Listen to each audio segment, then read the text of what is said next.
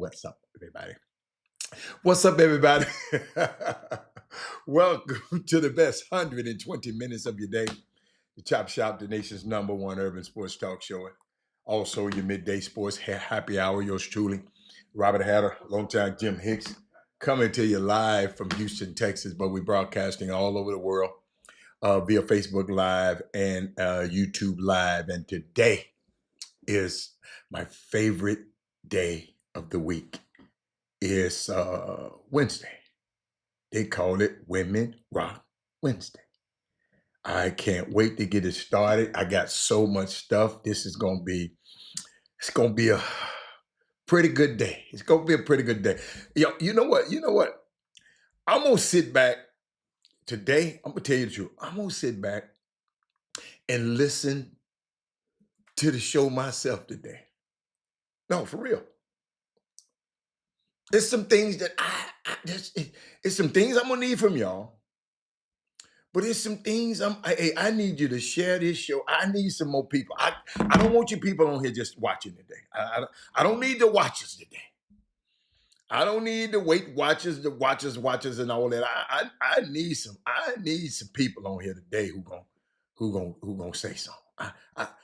I'm gonna need you because I want to learn something today. You know, I really do. Hold up, let me finish sharing the show. It's some things that I want to learn from y'all today. Robert Young, you need to call, you need to text, you need to tag, you need to tag. Every woman in the world need to be watching this. Every man in the world need to be. I'm gonna need you today. I'm just going through all my stuff, sharing stuff, getting stuff squared away. I'm gonna need y'all today. Because it's just some things that's going on in this world, in this community, and it's Women Rock Wednesday. So it's just, I'm just waiting. Got to wait on a woman to get on the feed. I see my guys out there. I see how y'all hold it down, fellas. Let me tell y'all something. Hey man, y'all the best. Y'all the best. Real talk. Y'all the best. But there's some things that's happening. I'm telling you, I'm gonna sit back and learn Brandon Weefall. Brandon Weefall, have you ever learned from yourself? Have you ever sit back and said, you know what? I'm about to listen to myself today. That's how I feel today. I'm gonna sit back and figure out what I can get out of this show today. That's why I need y'all. That is Moody. I see y'all, fellas. I'm Brad Kimmel. I see you, Brandon Weefall. I see y'all. I'm just waiting on I'm waiting on the women to get in here. Maybe I need to share the show a little bit more. I told you. People ask me, what's the weakest link on your show? And the weakest link I see is our inability to bring other people to hear this great message that we give every week on this platform. Our inability to duplicate ourselves. If you ever, because I always want to access what's going on. Because I know what we're doing. I know what we're doing. Lady Barron is here. That's my girl. She's in the building. Lady Barron, the only thing that somebody, because I'm always doing critiques, and I'm always people giving you advice, and I'm listening. They say, "Well, Robert, what is your weakest points? What are your strongest points? And I said, our weakest thing is our inability. See, Lady Barron, I know you need to take a break sometime. But what if you had about 10 more like you? 10 of your friends said, look, when I ain't there, you got to be there. My place got to be taken. What if we were that serious about this platform? How many people it would touch? How many people? Lady Barron, we got another Ivy Leaguer that's on this show and support this show. We got at Columbia, going to be playing against your son, Trey Nunn from Waxahachie. I can't. I can't pronounce it. I can't pronounce it. It's tongue twister to me. But when I slow down, I can say it. But young fella out of the Dallas area, his dad watched the show all the time. He committed to Columbia. And he committed because he sit there and watched and listen and listen and listen. So you got to understand, some people don't even think the Ivy League is an option to them. But you got to be smart. You can't, you got to be a great athlete and you got to be smart. What if I had 20 more Alvin Petty Juniors? All of your friends was watching this show, Alvin Petty Jr. What if?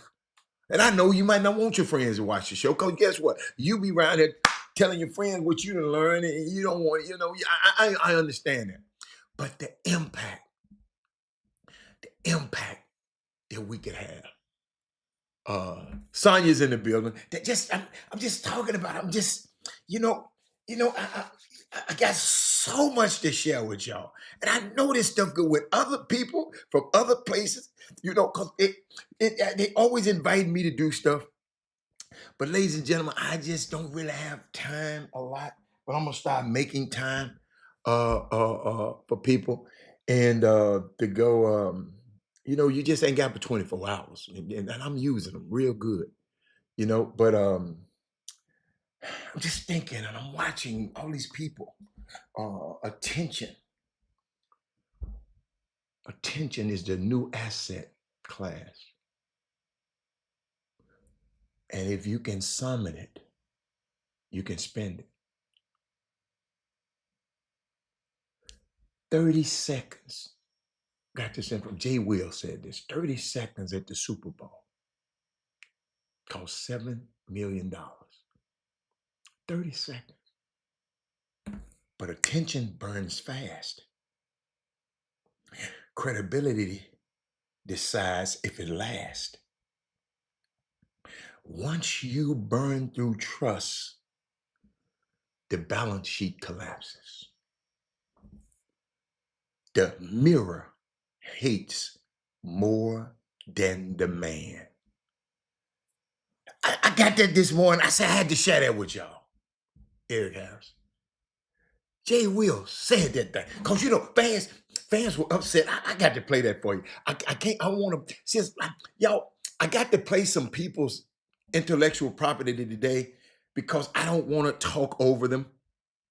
And but I saw some stuff. I want y'all to hear those. Did I? Hold on. Where was it at? What was that? Where did I get that from? Here it is, right here. Right. Hold on. Here it goes. Let me turn it up. I want y'all to hear it. The world tricked itself because this was going to get the crowd. Hold on. Jay Will, he came on. He said this gonna get the crowd mad at it, right? Because people were mad. Dude suing LeBron James because all LeBron James said, I'm making a decision number 2. And the guy thought he was going to leave the Lakers after the end of the season. So the guy went out and bought Lakers' last game seats for a premium price. And now he's trying to sue LeBron for his stupid butt going. He said he been but he said this. Y'all listen. Try to turn it up. Hope you hear, because I didn't want to use this stuff. I didn't want to use this stuff. Watch that. LeBron didn't trick the world. The world tricked itself, because deep down, we love the drama more than we love the truth. Everybody keeps asking me, was LeBron James right or wrong to trick his fans with the second decision? Wrong question. This isn't about morality. It's about economics. Now, let me play into all the Jordan people out there. This isn't new. Stars have always monetized suspense. In 1995, Michael Jordan said a 2-word fax, I'm back. Nike stock jumped nearly 3% in one day. Hundreds of millions created by attention alone. How about Apple? They turned one more thing into a religion. The iPhone launched in 2007 added billions to its market cap overnight. And Rihanna's 2023 Super Bowl halftime, 121 million tuned in. Fenty searches spiked 800%, and her brand gained an estimated 350 million in value. LeBron didn't reinvent the playbook. He just ran the oldest hustle in new school shoes. And if you pull back the curtain, it's actually pretty simple. Attention is the new asset class, like I've told you before. And if you can summon it, you can spend it. That's why 30 seconds at Super Bowl costs $7 million. But Ron, he commands an audience twice that size for free. That's the game beside the game. Attention burns fast. Credibility decides if it lasts. Once you burn through trust, the balance sheet collapses. So everybody says LeBron tricked his fans, but the truth is the mirror hurts more than the man. He didn't just expose himself, he exposed us. And the part we hate the most will line up for the next trip too. We'll line up for the next trick too.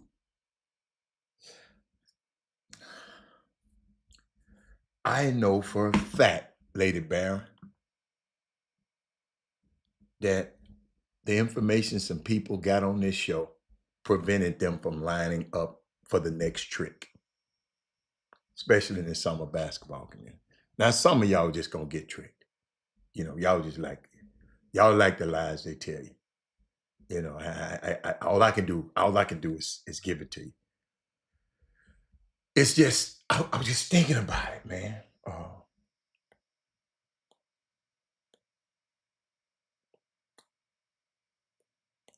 was just thinking about a young man called me this morning.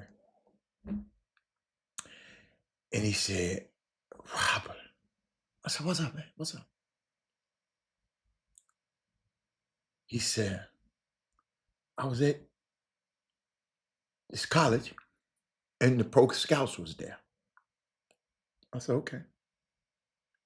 He said, Robert, everything you've been saying on the show, they were saying to me. I said, okay. I said, so what they tell you? I said, I did. I know them. I know in the NBA what they look for. I came on this show and was telling you, I know y'all looking at me crazy. I played Antoine Jameson. Hold on, let me see, can I find Antoine James? I played him. I played Antoine Jameson talking about Antoine. Let me see.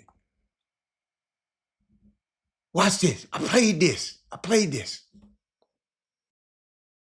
I had him in Cleveland, and I congratulated him when he got the job, and he was like, Twan, I'm teaching them how to set a proper screen.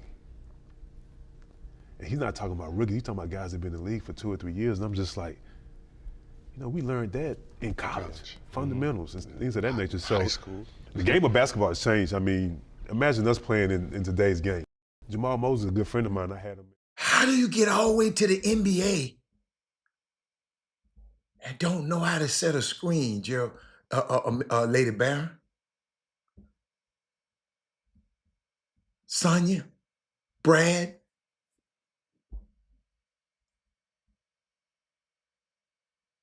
A proper screen. How? It's TSU homecoming this week. Might watch TSU stuff today and tomorrow. Yeah, TSU. Oh, no. But think about what I just said. This guy went to a college this weekend, saw some Pro Scouts there. And he called me and said, Robert, everything that you have been saying is right. I said, I wouldn't tell you if I didn't know what the hell I'm talking about. I know y'all see them on TV. Yeah. But it's just they're talented, but they just don't know the game. They don't even know the history of the game. They don't even know the people who came before them. And I tell the story all the time. People always wonder, well, Robert, how did because they see me I can play golf pretty good. And I got something to tell you about golf too. They say, see, I can play golf pretty good, but they don't understand. Watch this. Before I ever went on a golf course, Lady Baron, Eric Harrison, before I ever even touched the golf course, I told you I went on a retreat with my church, the men's retreat. We over there, we fishing, we doing everything, playing basketball. And I finished playing basketball, walking back to my cabin, and I saw some guys over there hitting the golf ball. I said, and I tried it, and I said, whoa. Matter of fact, my hands, I never forget, my hands got blistered because I didn't know how to hold a club. But I know your hands weren't supposed to be like that. So what? Guess what I did? I got back because I was working downtown. My office was downtown. I went to the downtown library, checked out a golf book, read it, checked out another one, read it, checked out another one. Matter of fact, the whole row on golf, I read every book that they had. And I wanted to see, I wanted to know what the hell, if I'm going to like some, these guys going to the NBA ain't even open up a book and know who came before you. They don't know what Spencer Haywood did for them. They don't know what now if they watch this show, what Oscar Robertson and Bob Cousy and them did. They don't know what Bill Russell went through for them. They don't know because what? They into something they don't even study about. You follow me? Wait a minute. Is anybody there? Ain't nobody saying that. Man, I'm gonna go play golf. Ain't nobody come and say something. Is the mic working? Hold on. Let me see something. Let me see something.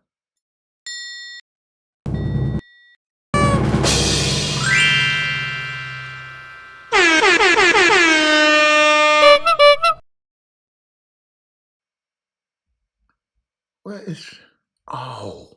I know. Let me know when somebody get on the screen. I'll know. I'll know when y'all get there. Thank you. That is Moody. Thank you, sir.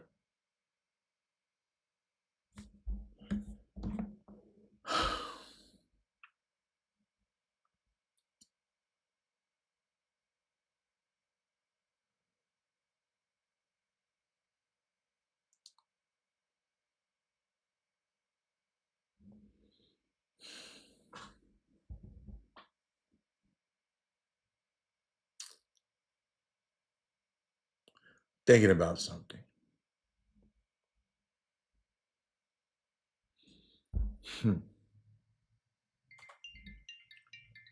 Just thinking about something.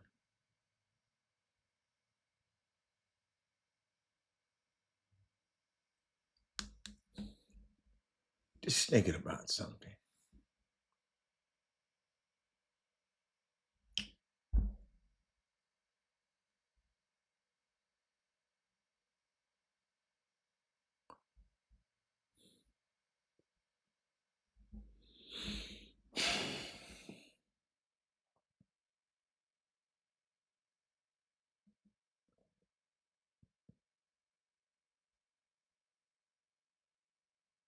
I'm just thinking about something.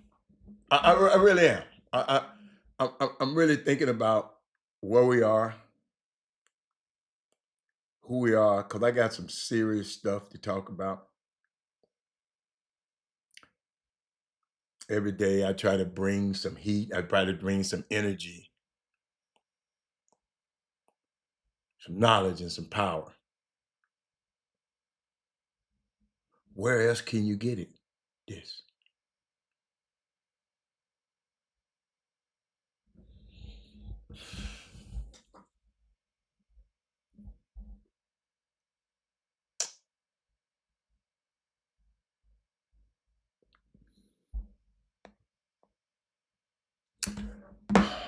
I'm gonna talk about it again. My father made me study the history. Basketball is more than playing the game. You're absolutely right. Sonya, Sonya, it's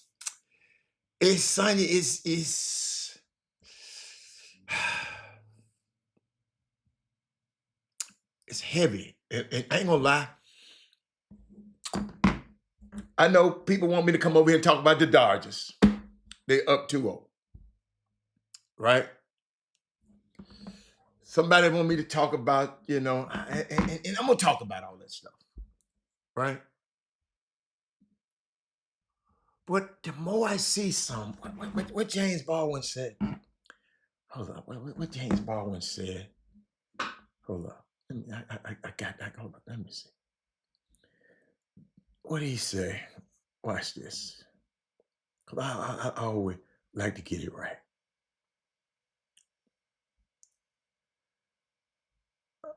What did he say? To be, he said Negro. He said to be a black person in this country and to be relatively conscious is to be in a rage almost all the time. This is, y'all, this is and you know, son, you know me, and I'm being very, very careful right now. I know what I want to say, but I don't want to say it right. Because I sometimes I go out there and I listen to people say something, son, uh, that I know is true. And I said this yesterday, I want to repeat it again, but the rest of the stuff that comes out of their mouth is crazy as hell. And it's crazy because I know the truth because I've studied it. I like to test things out. I do it a lot on this show. I see, I'm watching all these people get all of this attention and they ain't saying nothing on some of these shows. All these people listening.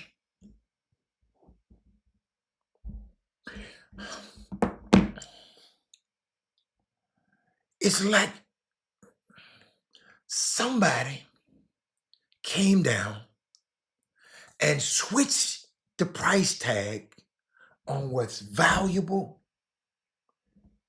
and what's not valuable. And we're valuing the bull crap. And we're not valuing the stuff that they help us, the stuff in things of substance. Don't that bother y'all at all?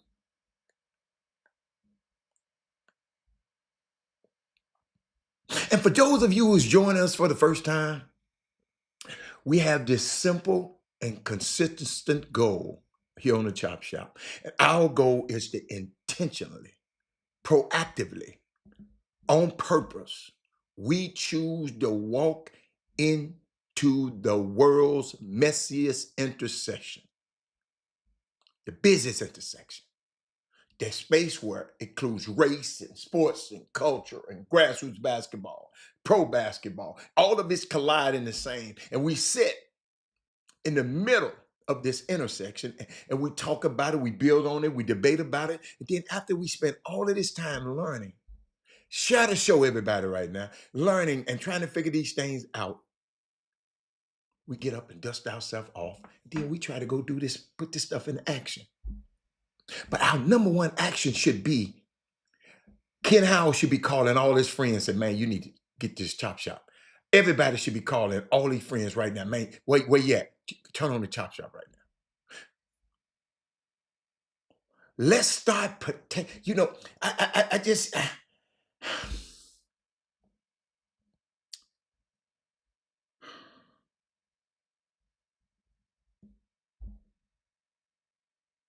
and to be a part of this Chop Shop community for such a time as this, I'm serious, y'all. It's my greatest honor. I'm just humbled to even be in a position that a young man wants to learn from me. I'm on the golf course yesterday and meet a young man, but I'll tell that story soon. Because I just want to build with, and somebody told me that they just want to build with all of you. I want to build with all of y'all. what Sonya want to do. I want to build what Sonya want to do. I want to build what Kev How I want to do. Do anyone else has anything to get off their chest? I asked them in the grassroots basketball community.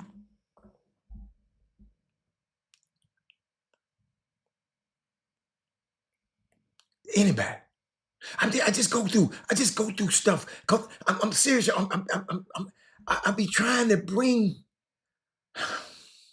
Let me tell you this young man I met yesterday. Let me just talk about him right now. A young fellow. We was on the golf course. Ladies and gentlemen, all the time. His name Martin Peng, P-E-N-G. Sometimes I don't play golf all the time, but one of my favorite things to do is go to the golf course because I like outdoors and go to the chipping green where you can chip, and I can sit there and chip all day long, right? Until my back start hurting. Hold up, I'm turning on the fan. It's getting hot in here. I'm sitting there over there, young fellow was over there hitting his shots, and he was. I liked the way he was hitting his shots, and I said, "Young fellow." Came over there, introduced himself, very amenable. He was video himself. He had the little lavalier on. He was videoing himself. He said he's just trying to make a shot from back there, 50 yards out. He was just saying, can he make a shot and have it on video?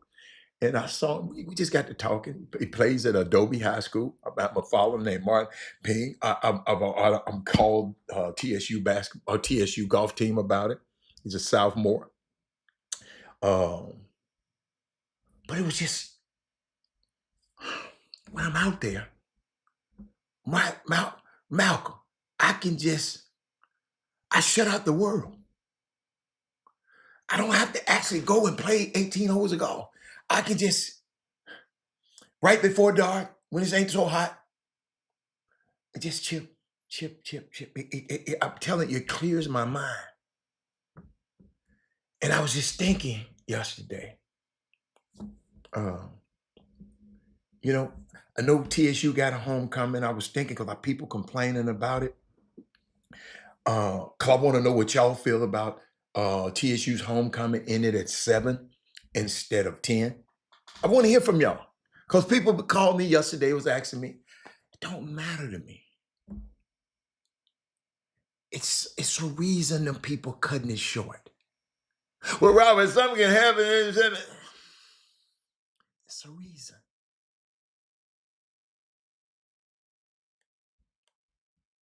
And y'all, you PV people, y'all don't have to chime in. It could never be us. Y'all don't need to chime in. What I would tell the people who's going, just go get lit early. Just go turn up early.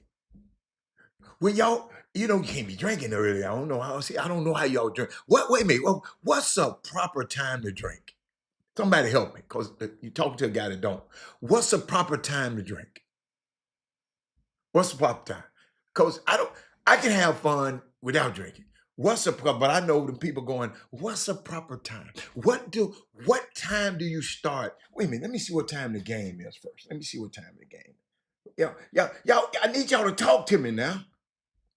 TSU football. Let me go. College football. Talk to me. Y'all thing must be stuck today. Boy. Your fingers must be stuck. Oh, the game is at 2:00, right? Get there before the game. Hang out. Say, look, they taking 3 hours from us. Those 3 late hours. Let's start early. Do anybody know what?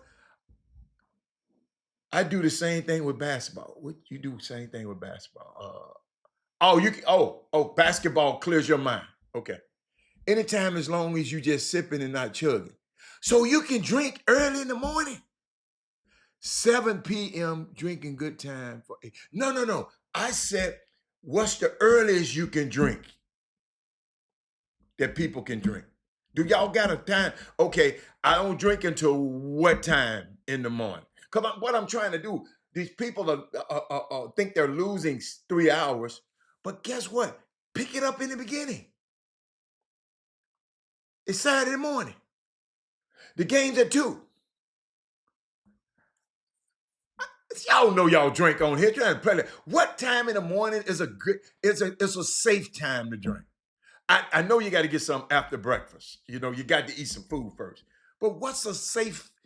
If I got a doctor out there, what's a safe time? Hold up, I'll Google it because y'all don't want. Shit, y'all. I said I need your help, boy. I need me some more people on this feed, man.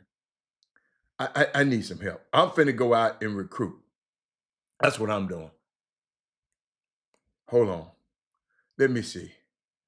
What time is a safe time to drink alcohol?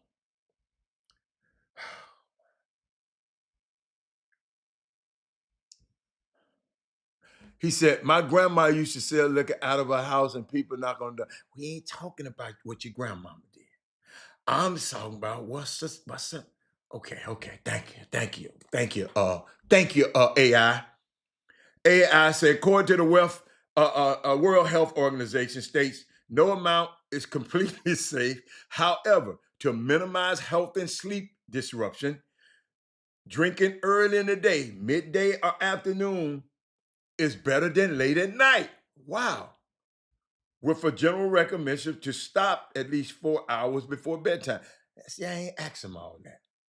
I want to know what time in the morning. What time is a good time? 11:30. Mama, thank you. That's all I want to know. People drink liquor for coffee. One. Okay. That man said, once you wake up, God, I don't see how y'all could do it, man. I know you got to hydrate. Okay, he said, what's the best time of day to drink alcohol? 4 hours before. Okay. He said, what is the 1, 2, 3 rule? They got rules. Hold up. What's the earliest you can drink? Oh, they talking about the age. No, I'm talking about. Y'all, I'm finding out stuff about you drinkers. I'm finding out some stuff about you, your folks. But let me keep going. But shout out to Martin Ping, young fella who got a chance to meet. I can't wait to play with him. He's a better golfer. His handicap is a lot better than mine.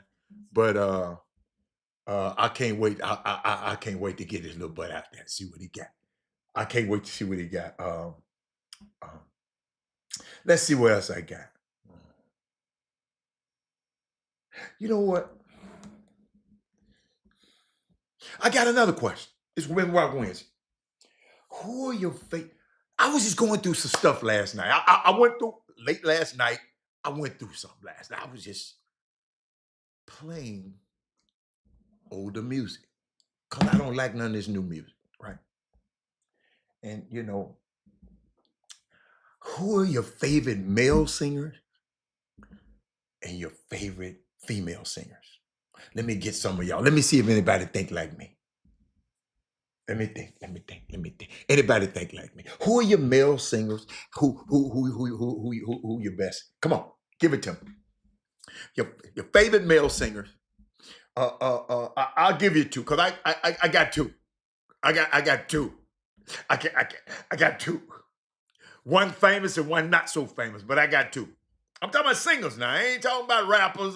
Don't be coming and talking about no Cool Mo D and all that. Nah. Who are your favorite female? Really, in the women, I just got one. Talking about my favorite, my girl. I got one.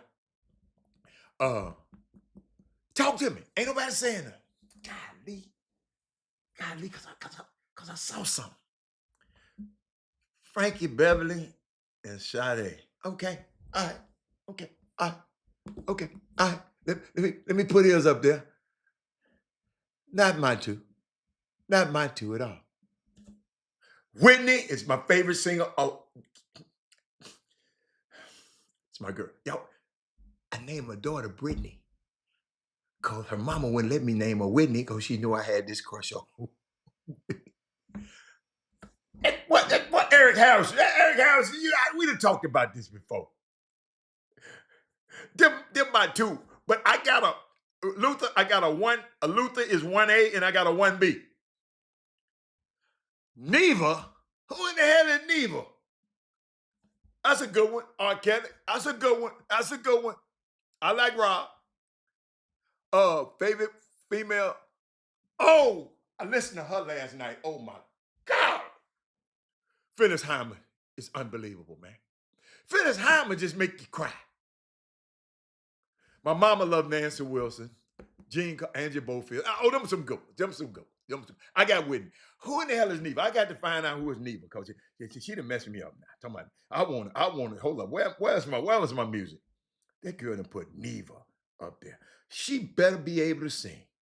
Hold up, where my music at? Anybody else heard of Neva? Let me see. N-E-V-V, hold up, V-V-A. Hold up, V-V-A. Let me see. Let me see what she working with.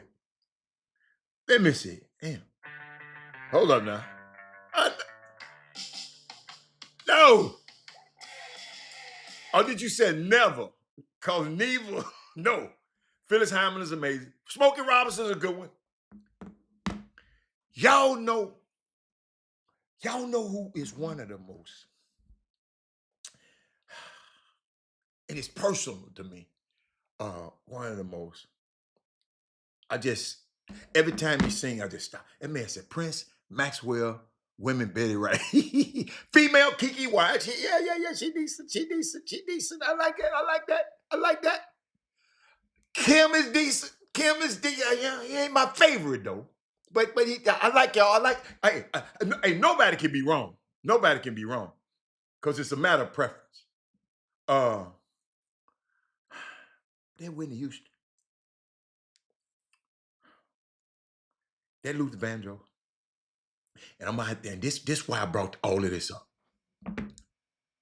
It's a man named Peabo Bryson. Ladies and gentlemen, I'm sitting there now understanding why Disney wanted him singing on all their movies. A Whole New World, Beauty and the Beast, Peabo Bryson. Ladies and gentlemen, this man got a song with Beauty and the Beast with Celine Dion. And what I did, I went and saw other people, John Legend, and everybody tried to copy it. And they did it good. But him and that woman sung that song like it was made for them. Peabo Bryson, Jeffrey Osborne off the chain. But y'all, somebody, when you have time today, go look up Beauty and the Beast with with Peabo and that girl. And hold up, watch the video. And how they always do it. They have her out there to introduce her first. Because she got her first part. And then he walked from the back. He said, ladies and gentlemen, Peabo Bryson. He come in right with his song. Ladies and gentlemen, I sit last night and said, everybody who sung that song, I want to hear y'all. Michael Jackson, Tevin Campbell. Yes, great one. Let the feeling flow. Oh, y'all, listen to me. You got to Google Let the Feeling Flow live and make sure he was at a women-only concert. And him and his band director, they had a little part together. Oh my God. Let me see. I'll never drink alcohol. I'll never drink alcohol. I thought you said never. I'm sorry. I thought you said never. But yo, this man,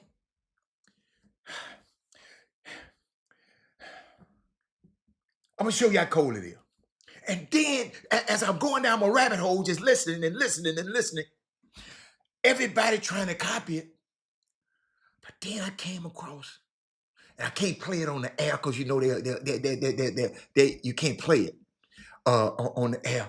But go Google the young girl Her H-E-R, and Josh Groban. Josh Groban singing Beauty of the Beast. Yo, they sung it. They were good. People and my girl can't nobody touch them. But her and this dude, y'all got to go see it. They do a version.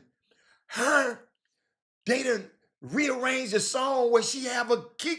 She leave him. She, like they be singing it to each other, She leave him. And the next thing you see her, she in a silhouette playing a guitar solo.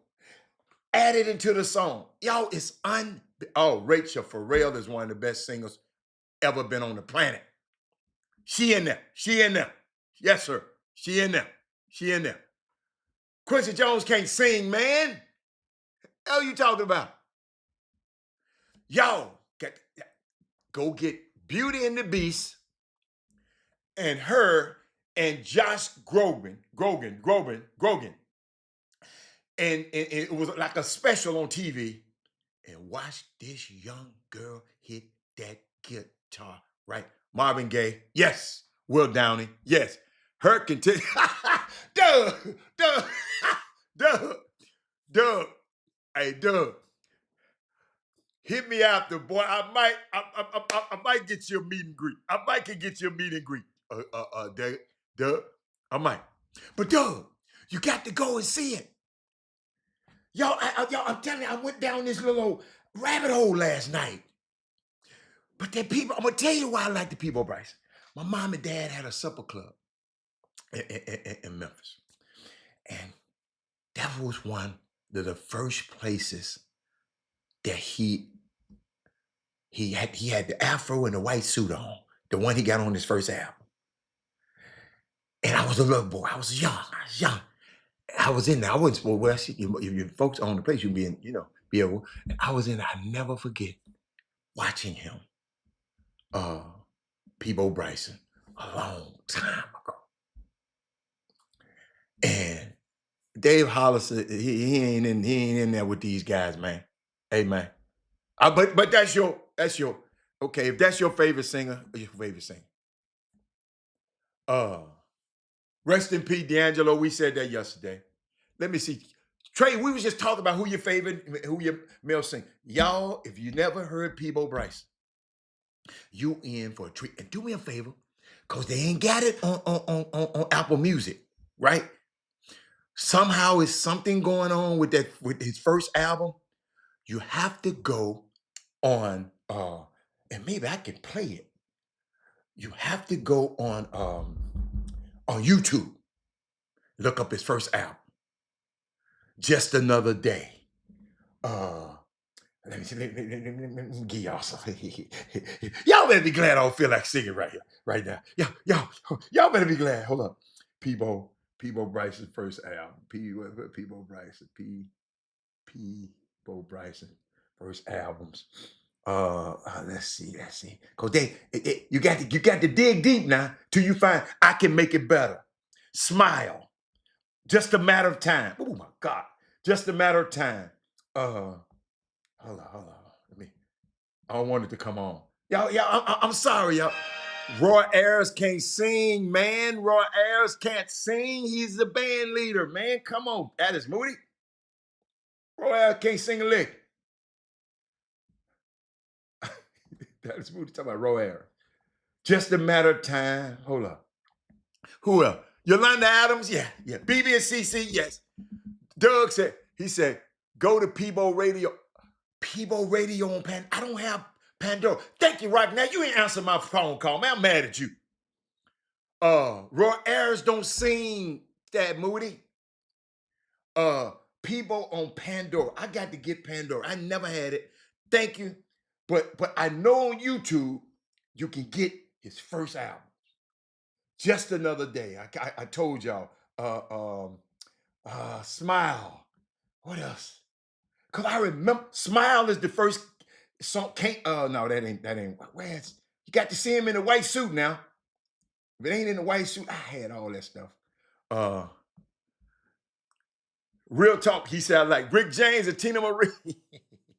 Singers, are you like performers? Performers. Performers are singers. Pandora, I said, I just never use Pandora. I don't even have the app on my phone. I don't even have the app. I'm serious. Watch this. Let me see. I don't even have the app. Let me see. Let me see. This man gonna make me download the app. Pandora. Oh, wait a minute. How you get to Pandora? It's an app, right?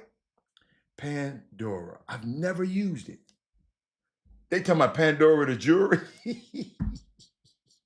Oh, it's the music. Pandora music. Okay.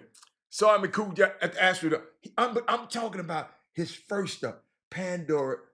Man, they talking about you got to have a subscription.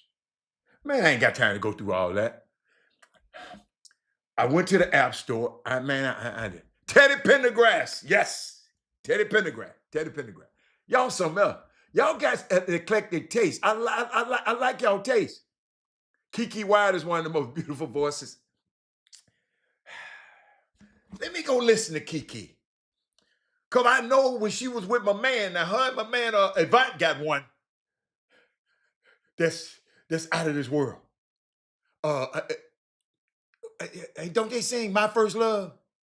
Her and Avant. She all right, Doug, but she ain't Whitney Houston now. She ain't up there. Let me see. Let me see music. Let me Kiki. Let me see Key. Y'all got me. See Kiki Y. Hold up. Rock said Trey. Lou Ross. Yeah. Jerry Butler. Well, then you can say Brooke Benton. Sam Cooke was one of the greatest ever. Curtis Mayfield was all right. That falsetto, I don't like the falsetto voice as saying they can sing. It's just not pure. Luther, number one. I got Peebo number 2 right now. Till somebody knock him out. That man said every artist has a station. They just told me I had to download some stuff, man. Hold up, man. I'm gonna go to the App Store. I'm gonna find it. Eric Boone, she does. Yes, she does. I love her voice. Okay, let me see. Let me see.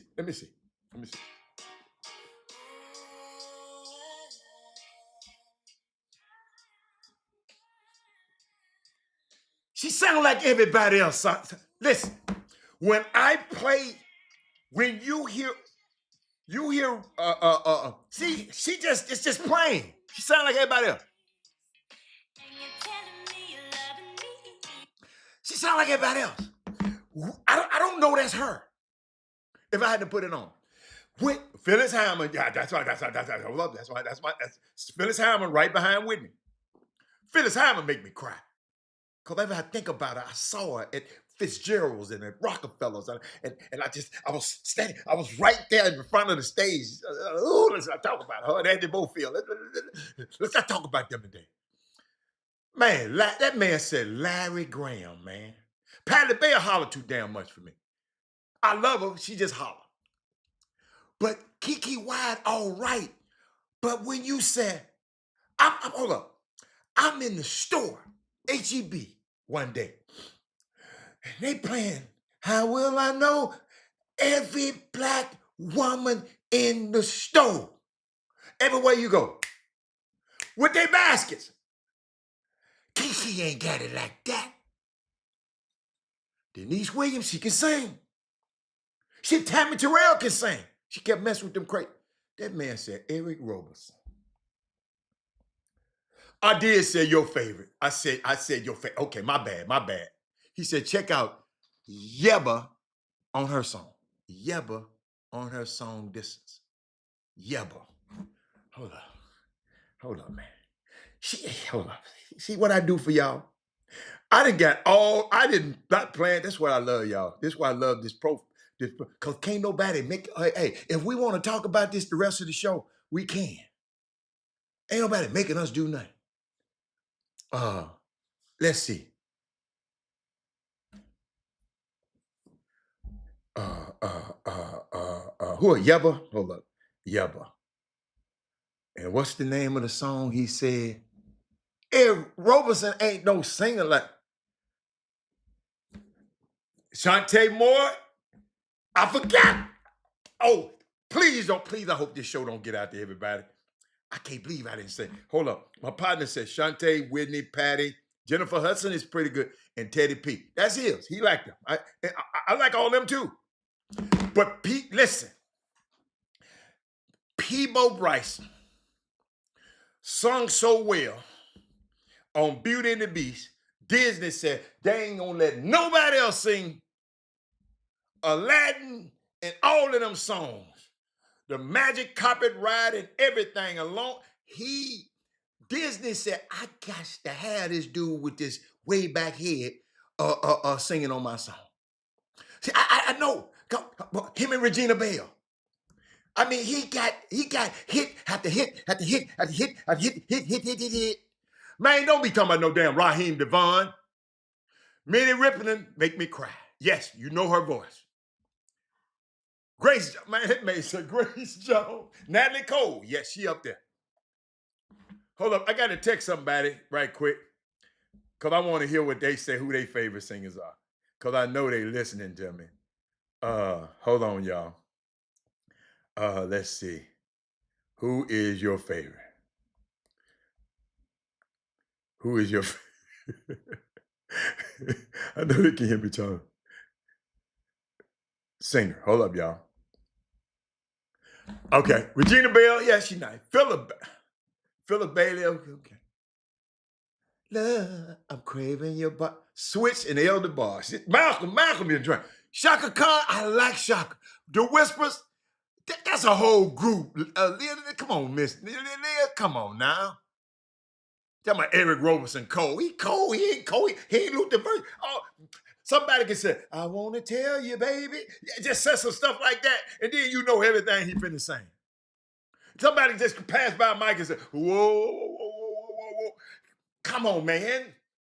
Anita Baker, yeah. Shantae, go get on hell for not saying her. You absolutely right. She get mad when I like Rachel Farrell, because for some reason, Rachel Farrell been sick too. Keep her in your prayer. Diana Ross was my A. Before Whitney, it was Diana Ross. Nita Baker just all right. Hal Melvin wasn't even the best singer in his own group. Hold up. See, my people be knowing what's your female? What's your female? Jeffrey Osborne. People keep saying I like Jeffrey, but Luther, y'all. So what we'll do? Just put Luther in a whole class by itself. Peabo, y'all. Hey, have anybody since I've been talking? Because I wish I can play it. Y'all just know I wish I can play it. Have anybody heard Beauty and the Beast? I want to play it so bad. I just don't want to get in trouble. Fuck. Hold up, y'all. Y'all about to make me mad. Beauty and the Beast. And the Beast. Hold on.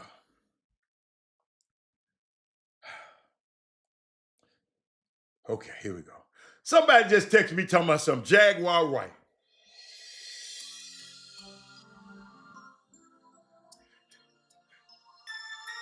That's how it starts. Oh, I got to stop. That's how it starts. I hate this, y'all. Hold up, y'all. Hold up. He said, nope, I never heard it. Watch this.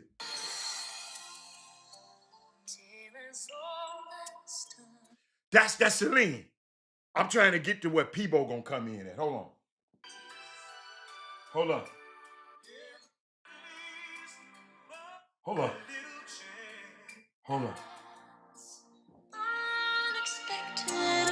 Here she go. Watch this. To Peabo.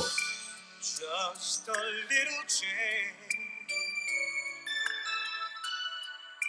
Small to say the least, but a little scared. Neither one. They gonna flag me, but I don't care.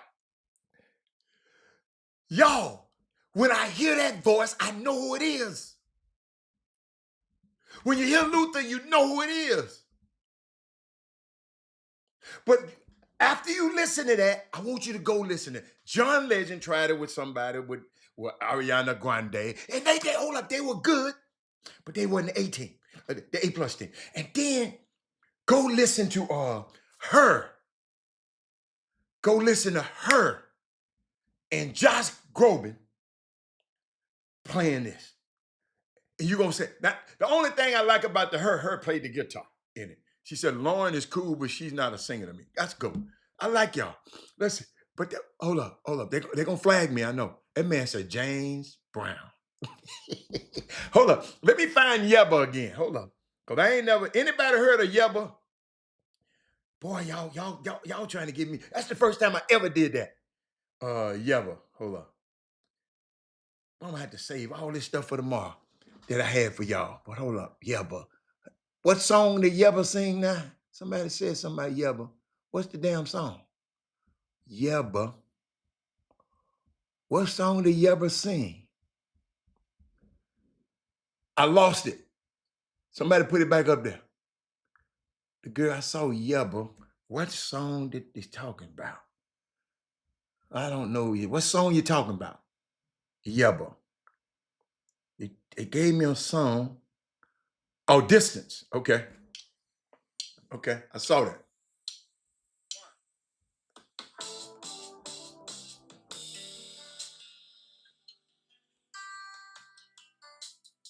I ain't gonna let y'all hear.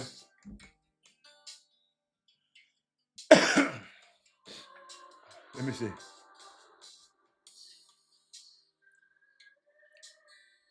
She showed taking a long damn time to get into the song. I'm listening to it, Eric.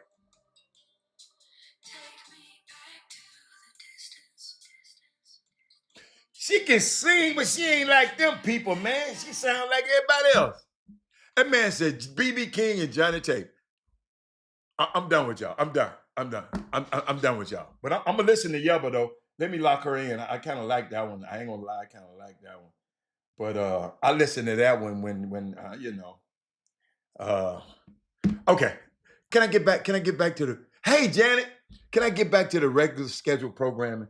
But I don't know why I let y'all do me like that. Hold up, hold up. One of my partners said, R. Kelly. Hold up. What did he say about R. Kelly? Now y'all really, R. Kelly is my dude. He really my dude. You know, I got a chance to meet him a few times. He really my dude. But you know, I don't like that stuff he did, so I can't. You know, I like his music. Yeah, I had to blow my nose that time. This is killing me. So where was I? Can we get back? Can we get back? What was that?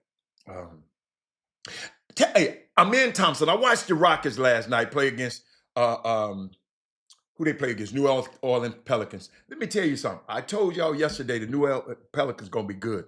They gonna be pretty cold. They gonna be pretty good. Amen Thompson, I'm telling you right now, young fella, you need to calm down. You finna get a reputation. They already talking about you. Somebody called me talking about you today. And they not gonna be on your side. And it's a member of the press that don't look like me and don't look like you. Watch yourself, young fella. All of these skirmishes. You already done dropped the boy down on the body slam, the young fella, Tyler Hero last year. Now you're getting into it with a little midget. Excuse me, a shorter guy, shorter than you last night. No, man. Slow down. Slow down. Amen Thompson, the kid that played for Houston. We don't want, if you want to play, get better at basketball. Get better at basketball. Learn a damn jump shot. You've been in the league. How many years you been in the league now? What, this is second year? You should have a better jump shot right now. Instead of around here wrestling and fighting, get in the gym and get you what do I think about Jeremiah Fields? I love Jeremiah Fields. He just too fast. He just out of control right now. But when he learn how to play, he'll be all right. But Amen Thompson, calm down, man. How many years he been in the league? How many years? Amen Thompson been in the league? 2, right? He's a rookie last year, right? A rookie. How many years? Let me put it up because y'all take too long. I wasn't planning on talking about this, but he need to slow down, man. Oh, thank you, Saint. Okay, Saint, he should have came back this year. They should be bragging and talking about his shooting, and they're not. What's my favorite evaluation period? What's my favorite thing about evaluation? Last time I see you, I want to see you doing something better than the last time. Just 2 years, bro.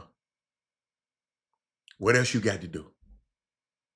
All them ugly ass moves y'all be working on video, you don't need that. You already know how to do that.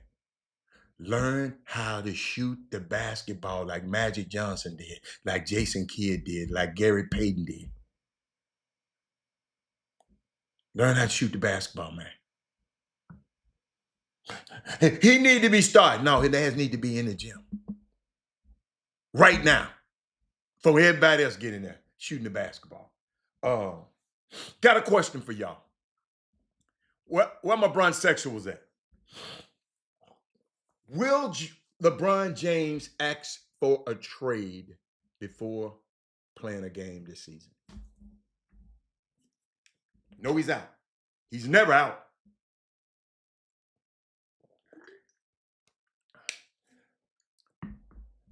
Mr. D Hag, you behind, man. You about 30 minutes behind. Push that lever over so you can get live. And while you're there, everybody get your pen and pencil out because I want you to take down this number. Because somebody in your family gonna need this. Gonna use this. Jabari Smith is the truth. Ladies and gentlemen, right now, at this time of the day, I just always like to talk about great people. I like to talk about Carla Gigliardo.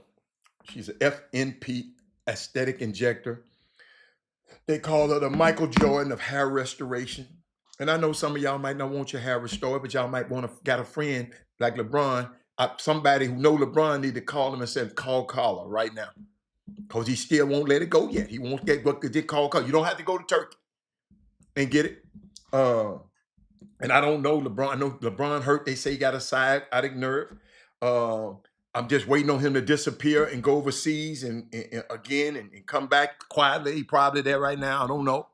He said, I'm not a LeBron sexual, but no, he's staying in LA. You can answer too. But Carla Gigliardo, man, she is, they call her the Michael Jordan of the health industry. I mean, she can help you with acne. She can help you with skin textures and clogged pores and IV therapy, energy, and immunity, anti-aging support, skin brightening. Ooh, skin brightening. I don't want my skin bright. I like my skin like it is. Vitamin B12 shots. She got this. I mean, she got a laser hair removal, and but her hair restoration and those kind of things like that, man. She got so many things she offer. 832-446-3206, and tell her Robert Hatter and the Chop Shop Center sent you. And boy, she gonna really, really take care of you. And this the time of day I love to talk about Carla. Okay, now let's get back. Where were we at? Because I wanted to ask y'all about. So LeBron, you saying LeBron ain't gonna ask for a trade? Okay. You know what? LeBron and Savannah. No. Savannah got a podcast, and she invited LeBron. Look how he about to take. You know, he announced his podcast came on last week, Mind in the Game. Him and Steve Nash. So he get the little boy Casanat, the little Twitch dude, and another little dude, Fandom, whoever he is, I don't know who he is. These guys, I don't know. They on the show. And they was having a round table talking about, I think, I'm gonna tell you something. He said, Gary Carter, when you releasing that video of Mr. Bob, M. Bob from Saturday. Okay, M. Bob, okay. Hey, y'all, hold up. Y'all saying stuff, and hold up. Let me put y'all stuff on Gary and share the show. Gary, you came in at a good time because this about to get good. This about to be good. You like that? Michael Jordan, this about to get good. Michael Jordan, LeBron, he was on, and they asked the question. It's a question posed though. We're gonna talk a little bit more about it. I'm gonna talk about the press release on Savannah's thing. But he said, "Do we live in a world where integrity is valued? Do we live?" I didn't talk about it earlier. I know they didn't switch the value systems around. The price tag, what used to be valuable is not valuable anymore to me. So my question is, do we live in a world where integrity is not valued? I remember when girls used to work in the strip club, they didn't want nobody to know. Now they got channels and t-shirts and OnlyFans. They got everybody. They don't care. Being that kind of girl is popular and profitable. Remember, if you was a cheat, you was a crook, you didn't want everybody to know. Now they don't care. Now they don't care no more.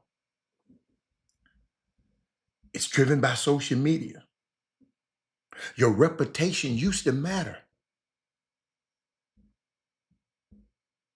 Now you can create a fan base. They was talking about online of people who believe in you and give you adulation, and you can do it virtually.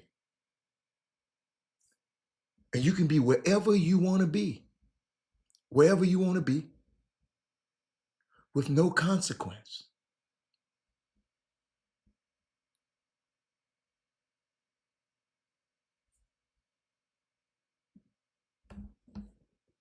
You said slipping away. Untruths are the norm. Okay. Some people do. I mean, it ain't absolute, but yeah, you're right. And LeBron said, no. LeBron said something about, no. He said, yeah, it's bad. He said, everybody is so fake now. Huh. He said, everybody's so fake. He said, being honest with people, everybody is so sensitive. Boy, he ain't lying. I know some people got mad. Hold up. It's a woman watching this show, and just because I said I like the Sanders family, she got mad at me. Called my partner. I ain't watching that show no more because he liked them.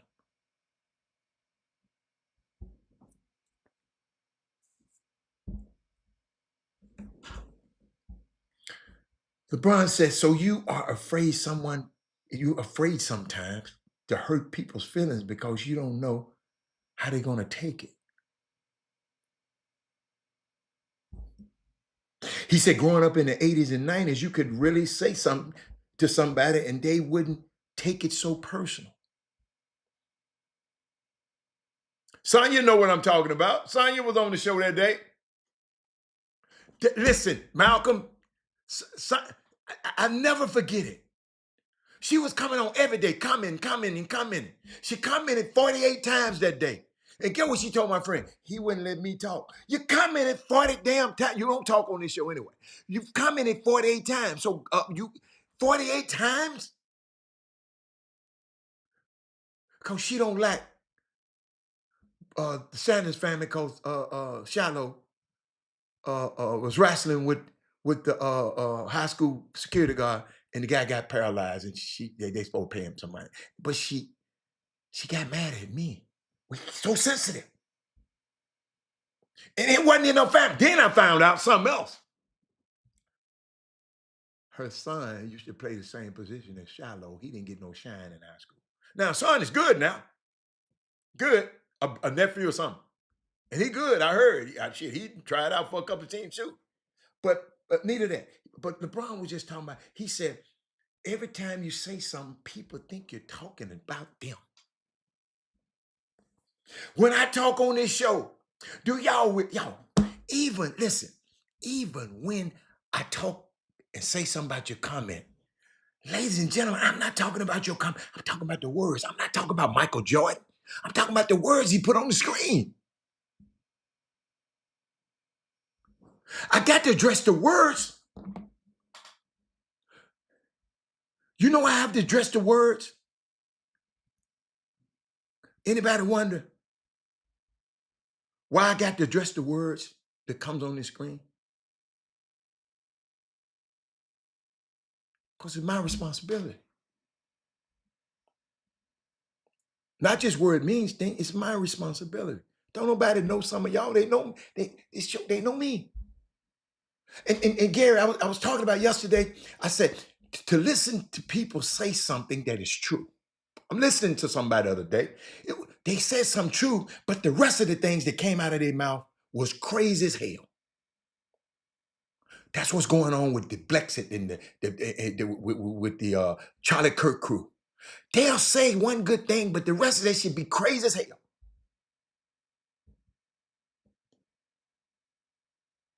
And I know what they said is true because I studied that part. But the rest of that stuff, I went and looked it up. It ain't true. I test things out on this show. I do it a lot. Y'all don't realize, which I be testing things out. People tell me I be mad. I ain't never in my life came off this show, man. Y'all, soon as that button hit, I change into a whole nother mode. Soon as that, when I hit that button and I'm not on the screen no more, it's a whole new world. But let me keep going. So when I challenge you, right? When I challenge your tweets, I used to challenge Malcolm. It's because I feel it can be harmful to us. Right? There's a method to why I go hard in the paint on some things. Don't be mad. I'm just like that. Shit. Excuse me. I'm just like that. Because what you are saying could affect people in a way that they don't deserve on this show. I look out for my people on this show. Y'all, it be some people used to come over here and be talking crazy and cussing on the screen. Push that button, get their ass out of there. You can't be talking crazy to these people on this. But now, if my personal life, if I'm talking to you, me and you can talk all day long, but not on this screen. Y'all follow me? See, I just can't let certain things go out on this airways. I'm the curator. And maybe these people believe their lies. Maybe they believe the lies they're telling. They believe them. Some of these people believe these lies they're telling. Candace Owens. It's a difficult time we're in. And Gary, it's not enough for us to just know. I'm sorry. It's not enough of us that know. A lot of us don't know.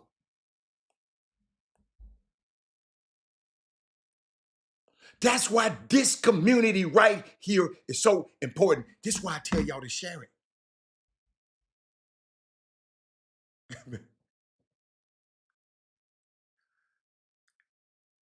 Because a lot of people just don't know.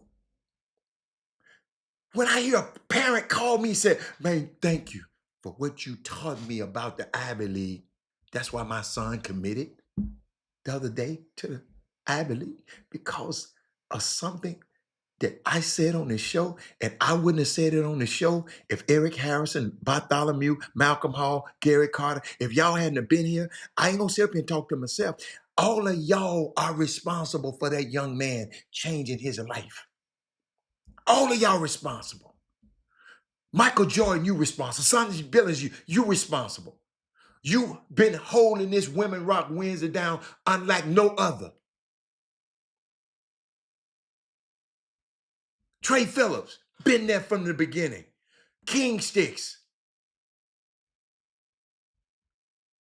Travis Lynch. If without y'all, that wouldn't happen because y'all, I wouldn't have been on here saying it. I would have been out somewhere on a boat or something. So all of us, everybody, Janet, everybody means something. Leah, everybody means something. This ain't me. I'm just talking. But that's why it takes us to get to spread the message out. Y'all shouldn't be holding this stuff into yourself. You should be sharing it. I told you, don't like me, share me.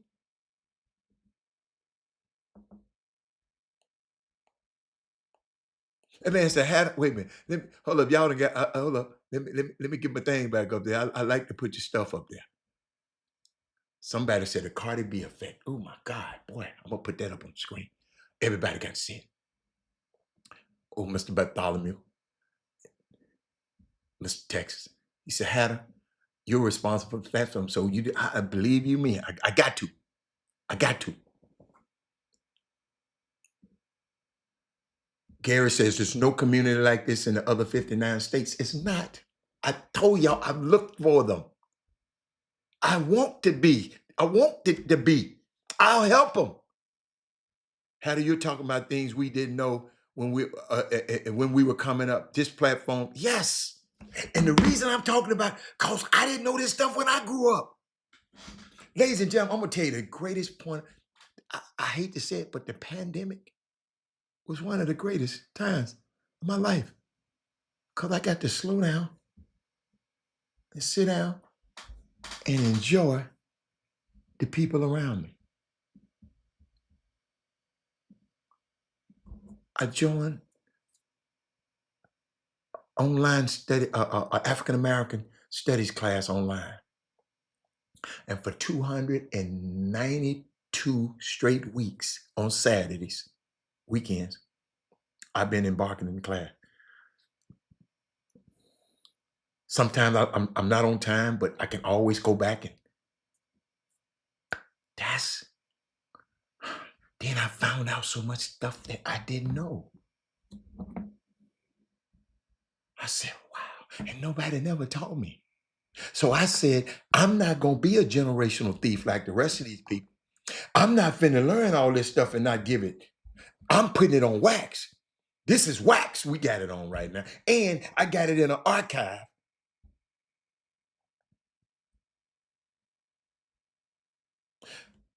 That is why this show and this platform is so important. It's important for me. And let me tell you something. If it's not important to you, it's okay.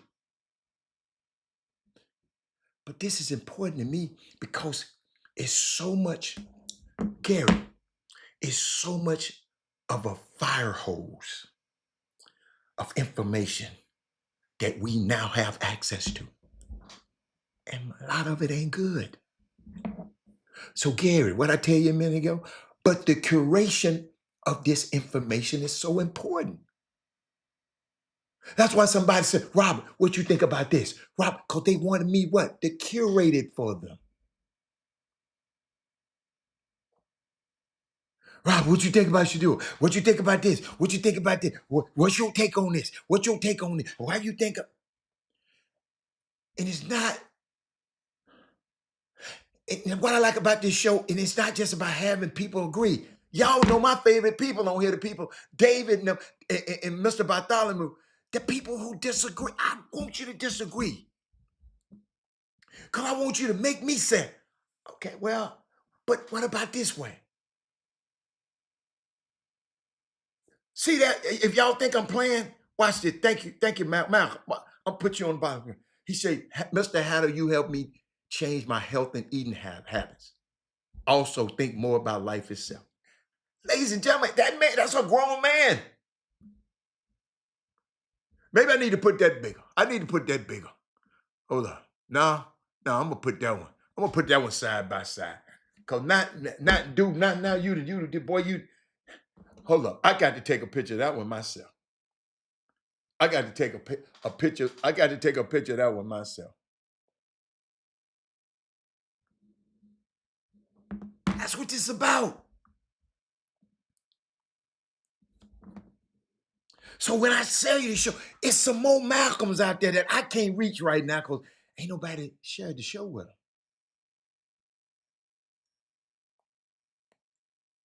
Y'all, like I said, it ain't about people agreeing or disagree. It's about understanding the times that we're in.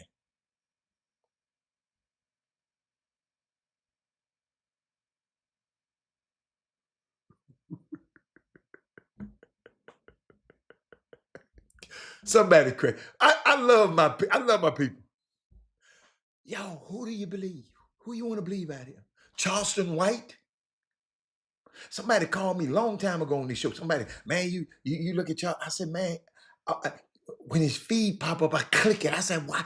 How? Every time I do, I said, not interested in this message. See, everybody should be liking, or sharing, and subscribing. Everybody, if people on this show have not subscribed to it, y'all, the algorithms are important.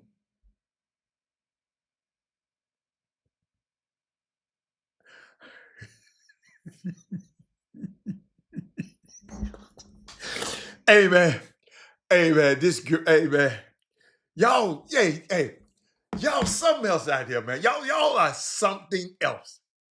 Y'all something else. I'm just telling y'all something else. But let me can't keep doing the show. How do we fight all of this disinformation? He said, my personal opinion is that you give great advice. I've learned some new things. Thank you, Travis. Travis, Travis, hold up now. I be studying what y'all be saying too now. Don't get it twisted now. I'm a sponge. When y'all have some up there, I have somebody splice it out. Like I have somebody splice it out so I can go back and read it and study it. Y'all brilliant people, man. Y'all be playing around. Y'all kind of cold now. Some of y'all on this feed is cold. And I know it. And we talk on this show every week. We have to be responsible. Man, if I had a show like this, if I was watching a show like this every day, I'm calling everybody, telling them about it. No, mama, you got to watch this. No. You don't want to watch? Well, just go subscribe. Go to YouTube right now. Subscribe.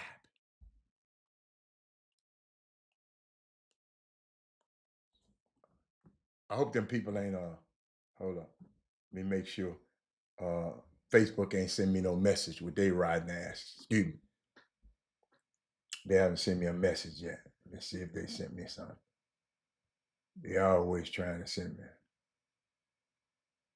Give me something. Oh, I don't like them. I don't like Facebook. Yeah, I don't like them. Hold on, let me see. No, they ain't sent me nothing yet. See, I feel a deep responsibility when I open my mouth on this show to tell the truth, to make sure it's right. Sometimes you're going to make a mistake. Sonya, Travis, Eric, Malcolm. If I'm on here for 2 hours, I'm probably going to make a mistake.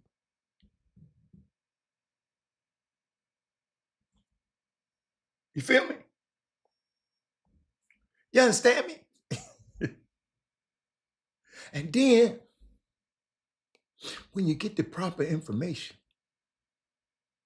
I told y'all, I don't trust the broadcast platforms no more. And these newspapers, I just don't. Some of these people is no fact checking. So whatever people say, they just run with it. They see it.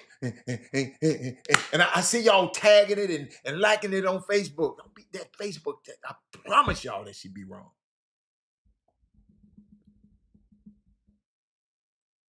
It's not about, we got to fact checking. Just like y'all do. I never forget, I was talking about something the other day.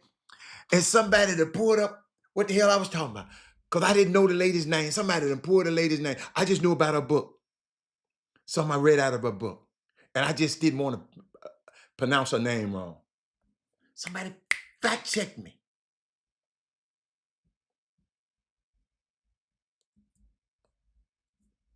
can't. We'll move on a bit. I saw some. Let me see. Am I gonna go there? Am I gonna go there? Am I gonna go there? You know what? I saw some things in the media. I saw some stuff. Just watching how the media works.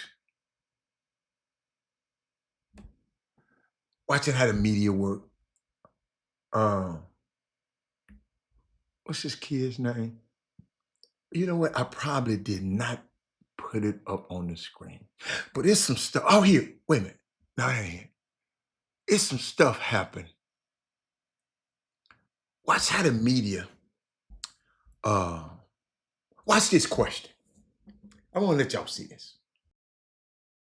So you just ignore that? Do you get updates from your agents, or do you just stay away from all that? Nah, I just play basketball. I just play my game, and everything will work out. So. You don't want to know anything? Nah, I just play Why basketball. not? Why I don't want to know nothing? Yeah, distracting. It's just at the end of the day, I'm gonna come here and play basketball. Like that's what my job is. That's what my job is, to just come here and play basketball. So that's what I do. People get paid for their jobs, though. I understand that, but at the end of the day, it's basketball. I've only been doing this since a little kid, so I'm not really worried about the money. The money will come. You know, at the end of the day, it's basketball. You see how he's trying to badger that young kid? Did y'all see that? Let me play it again. Your extension talks, you just ignore that? Do you get updates from your agents, or do you just stay away from all that? Nah, I just play basketball. I just play my game, and everything will work out. So. You don't want to know If I'm good at what I do, I'm gonna get paid, man. Watch this. anything? Nah, I just play Why not? basketball. Hold up, what Why he I say? don't Hold wanna up. know nothing. Everything will work out. Nah, I just play basketball. So you just ignore that? Do you get updates? You just ignore that. No, saying the kid ain't taking care of his business. No, player, we here. Let's talk about basketball stuff right here. That's why a lot of us, we got to get our people in the media. Updates from your agents, or do you just stay away from all that? Nah, Do you leave it? Are you stay away from that? That ain't your damn business. I just play basketball. I just play my game, and everything will He want him to say something wrong like they try to do with Shadua. work out. So. You don't want to know anything? Nah, You don't want to know anything? I just play Why not? basketball. Why I don't want to know nothing? Yeah, distracting. It's just at the end of the day, I'm gonna come here and play basketball. Like that's what my job is. That's what my job is, to just come here and play basketball. So that's what I do. People get paid for their jobs, though. I understand that, but at the end of the day, it's basketball. I've only been doing this since a little kid, so I'm not really worried about the money. The money will come. You know, at the end of the day, it's basketball. You know, it kind of stuff this troubles me because we went through all that other stuff. When Shadua did the mime, you know, playing like the mime, when he did the mime thing, the people didn't, they had a lot to say, right? But watch this, Sonya. Why didn't we see this on Stephen A. Smith and them show? Since arriving in Northeast Ohio, Cleveland Browns rookie quarterback Shedeur Sanders has made it a point to give back to the community.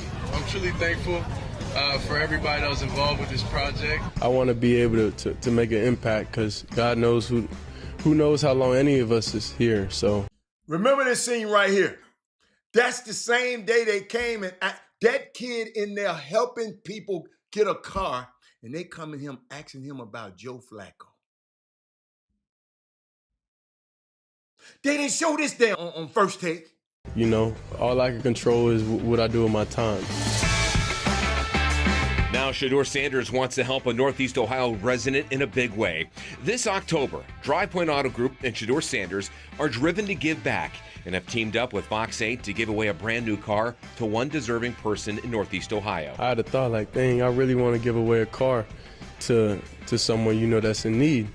And then we had conversations with Drive Point Auto and was able to make it happen. So that's what joy is to me. Our vision and everything that I want to do as a person aligned with them also. So I feel like it's a great thing to do for the community. Do you know someone that makes a difference to the people around them whose life would be changed with a gift of a new car?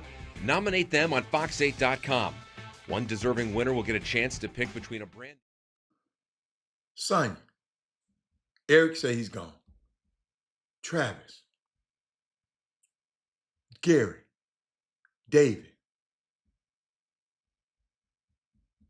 Trey, Michael Jordan, Mr. Bartholomew, Corey, Janet, Harold Tillman, Thaddeus Moody, Keith Avery, Rock Nasty. Why don't they show that? Why don't they show that? Y'all talk to me.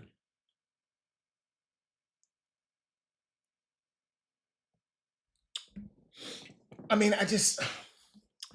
so many subjects I want. It's Women Rock Wednesday. And I want to go here. Gosh, there's so many places I want to go. I want to go here because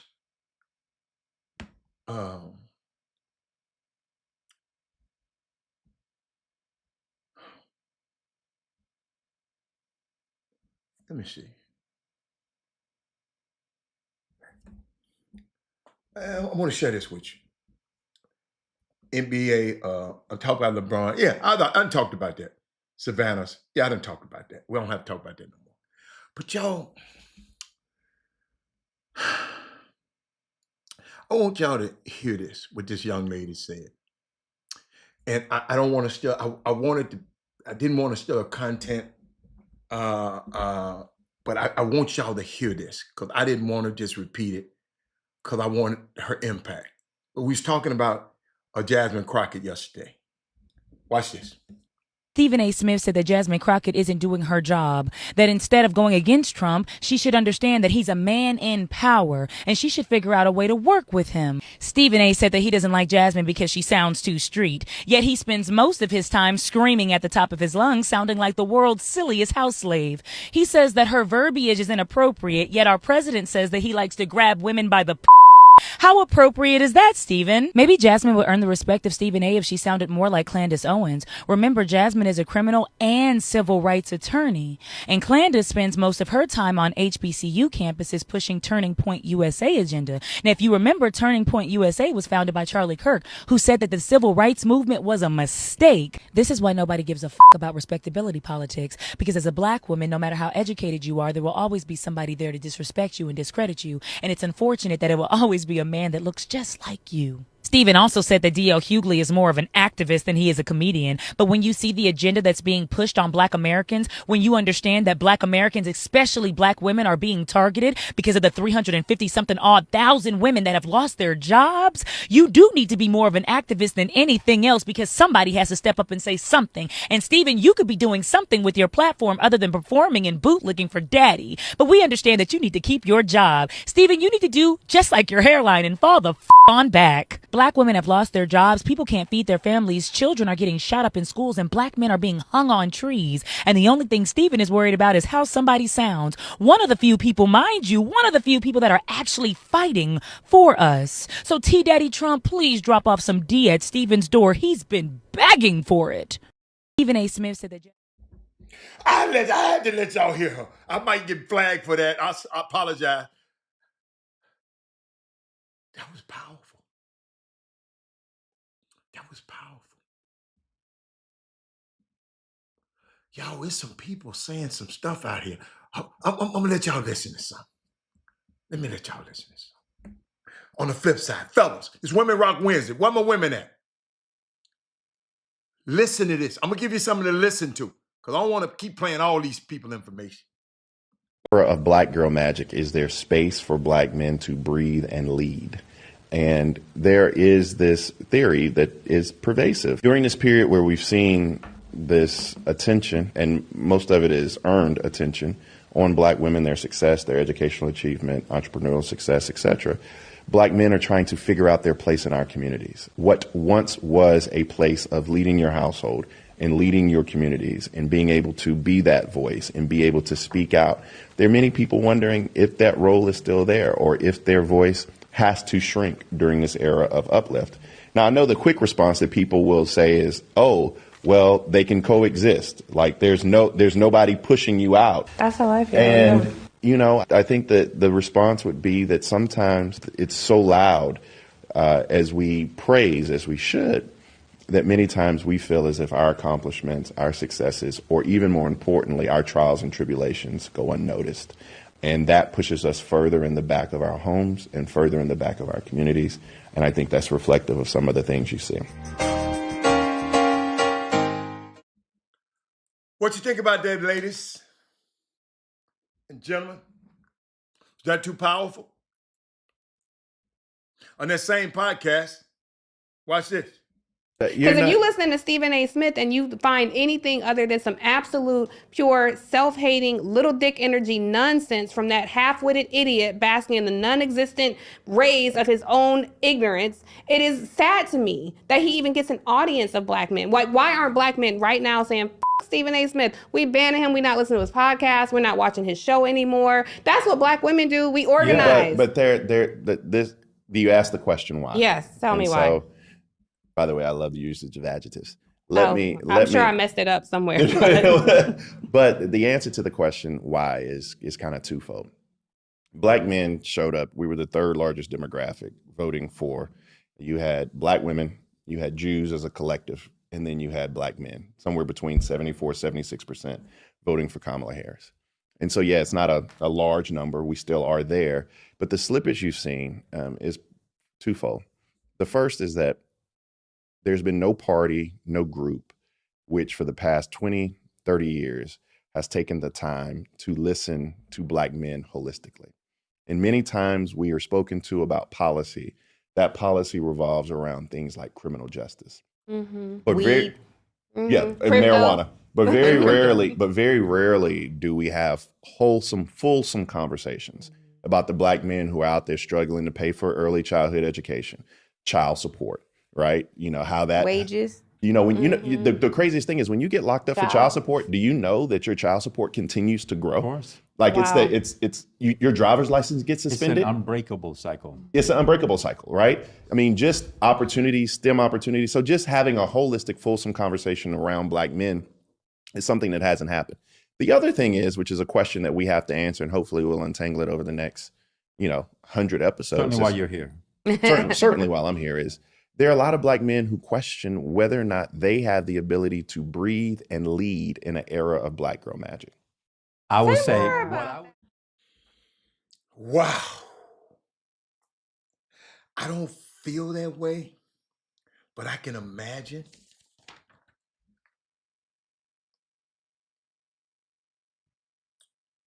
I think we can coexist. Even me, I'm guilty. I said Women Rock Wednesday. Women rock every day on this show. But I do smart enough to come back and say, men, we rock too. We're so loud with the compliments of women. So sometimes the things that we do go unnoticed.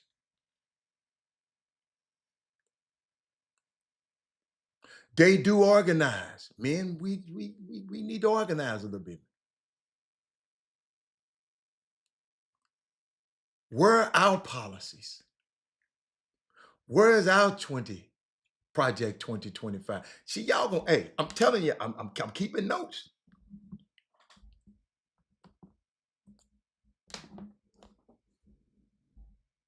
Then a partner of mine sent me this, and I did not,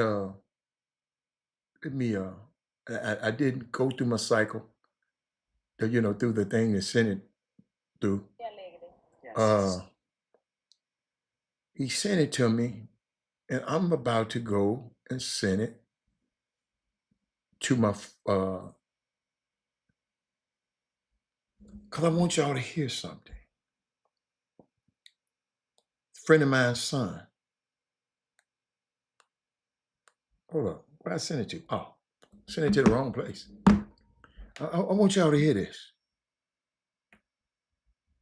I want y'all to hear this. Wait a minute. It's gonna be, yeah. This is what we got. This is what we got to start doing, man.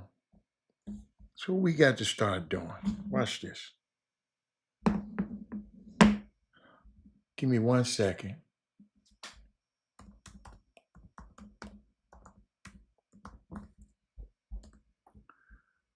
Watch this. We got that. See, we got this friend of mine's son. We got to start. Look what we raising. These the kind of young men we're raising right now. This in Houston, Texas. Yes, it's a sweet boy. And now we'll have Jordan Thomas. He'll say why he's here today. Thank you. My name is Jordan Thomas. I'm running for city council because I no longer recognize this city. Mayor Whitmire, if Greg Abbott is running this city, you need to let us know immediately, because no one here wants to deal with a middleman on matters concerning a mother being separated from her child. You were elected on a message of public safety and a promise to go after the criminals that we fear. I have never feared a young child with autism. We have never feared a woman suffering from domestic abuse. I do not believe that you are the type of man who supports the things being carried out in your name by HPD, the things being carried out in all the names of all Houstonians. Mayor Whitmire, come home. Become the man that you were when you first started knocking those doors of the marginalized, promising to be their champion. We need that man today. And if that man doesn't exist, then you should no longer be the most powerful man in the most diverse city in America. On that message of diversity, it's been asked of me several times along the campaign trail, why is this black man so concerned with a Latino issue? To Black Houston, I say this: the 14th Amendment is your amendment.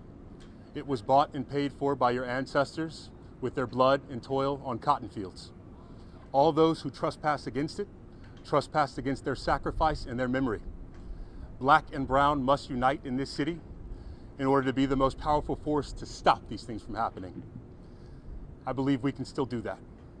I'm so sorry for your loss. I will always stand with you and the people called Raza. Thank you. Thank you. That's a partner of mine, son. He's running for city council. All you people that live in the city limits, Jordan Thomas, write that name down, Jordan Thomas, Jordan Thomas, Jordan Thomas. Vote for him, tell a friend, tell another friend, and vote for him. We got somebody that we can talk to. If it was your son, I'll be doing the same thing. Y'all, we got to get people up in there to speak for us.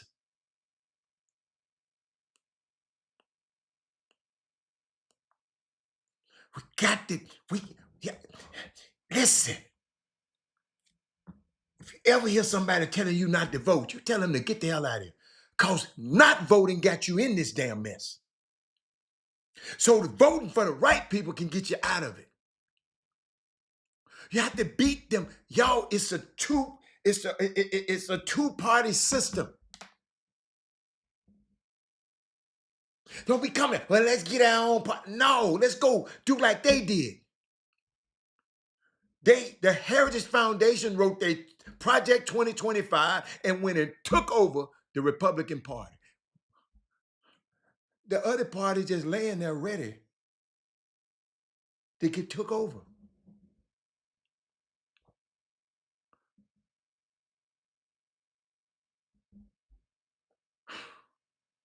It's unbelievable.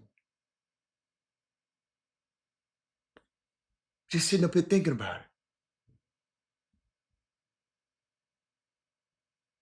it. Got a lot of work to do, man. Got a lot of work to do. Got to organize.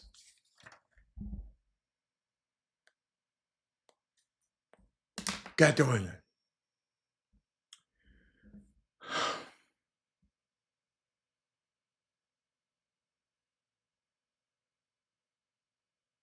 You know, I was thinking about, then we got guys that got these large platforms and ain't saying nothing on them. But what Michael Jordan said a second ago, Michael Jordan said something. He said, good news is boring and doesn't draw likes and engagements. Because we done switched. Michael Jordan, watch this, y'all. I love this. I love this. I love this. Where I'm at. Love this. Who said good news is boring? Good news is great to me because I haven't let nobody change the price tag of what's value.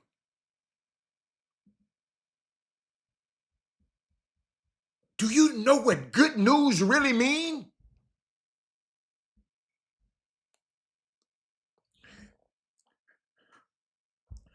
It doesn't draw likes and engagement. Viewers seek, what do you say? Viewers seek salacious from, because their mind been warped.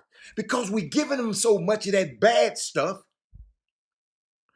The algorithms, how many, everybody, there's no person, it's the algorithm. You won't share this show, you won't like this show, not you, Mike, but they won't share, you don't, people got to share, subscribe. It ain't for me.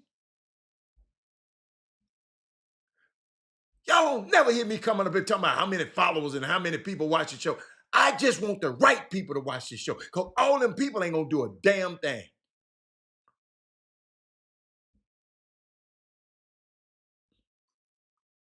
Jesus was the greatest man in the world and he couldn't keep 12 right and loyal. And he was the greatest thing ever. So 8 numbers. It's your impact. Now you got to reach a lot of people, but a lot of people that's like-minded. I'm serious. It seemed like somebody went in the store and snatched it. Went in. What's a good store? Went in. We'll went in Neiman's and took the price tag off that and put it at the Dollar General store and took that same price tag. And then they took the price tag from the Dollar General store and went, the value system is messed up. Thank you, Michael Jordan. The value, what we value. Talking about media is not into positive mess. They don't have to be. We got our own media. This is media. But you won't share it.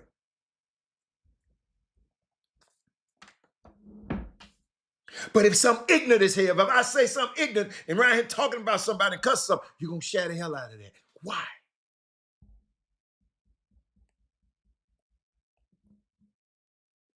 Why?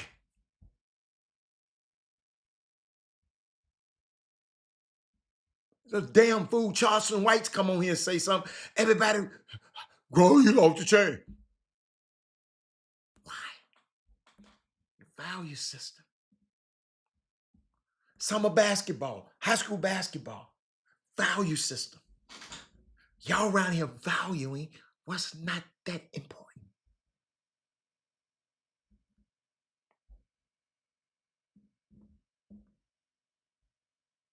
Say the drama for your mama.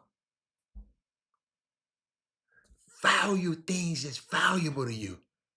Then you wonder, think about this. Y'all got to hear me careful on this one. Y'all got to hear me on this one. I just thought about that. Talk about old Stephen A. Smith, old Stephen. Yeah. Because they give him that platform and he trying to get his money. I understand. But Trump has called black women obnoxious, crazy, low IQ, corrupt, nasty, mad, low life, scum, stupid, loser, rabbit, wacky, peekaboo, dumb, DEI, bad, and angry. And not once did Stephen A. Smith have anything to say about his verbiage being from the streets. See, y'all,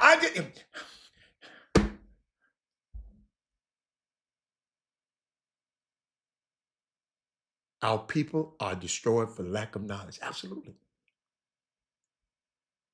Do y'all understand what I just said? This brother went to a HBCU, got black mama, black dad, black daddy, black sisters, black daughters. Talking about he running for president. But he sit up here and talk negative about Jasmine Crockett. Powerful attorney. A lady who done so many great things in her district. And you got something to say? Homeboy, the reason I'm pissed off about you saying something about her, because it's dangerous. There's too many damn fools out here, man. And you adding on. That woman's family is in jeopardy every time your ignorant ass keep talking. Stick to what you think you know how to do.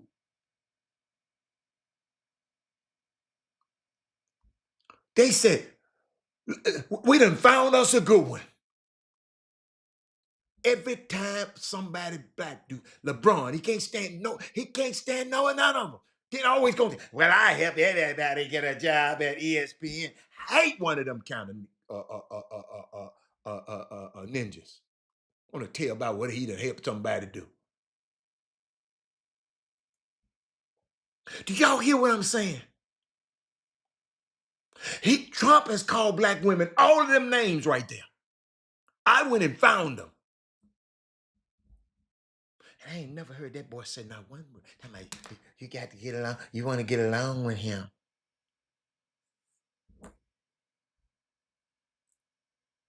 Can't get along with that damn fool.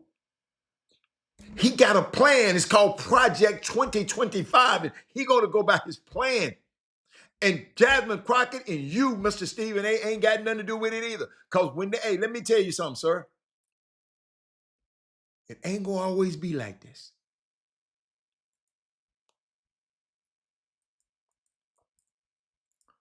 It's power going to shift.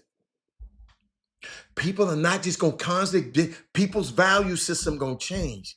Man, I need to quit looking at, I need to quit Cardi Bing and start Jasmine Crocketing and Kamala Harrising. I need to quit Megan Thee Stallion. Nothing against them, but I need something. Y'all listen. I'm listening to some of these girls' lyrics. I don't respect them lyrics. Music soothes the savage beast. Music, listen, if my grandson, right now, 2 years old, if everything, that's why I said, Mom, that's why I'm always sending him books. He's going to have a library. Always sending him books. Because I'm always sending him positive stuff. Because listen, let me tell you something. Media shapes our culture.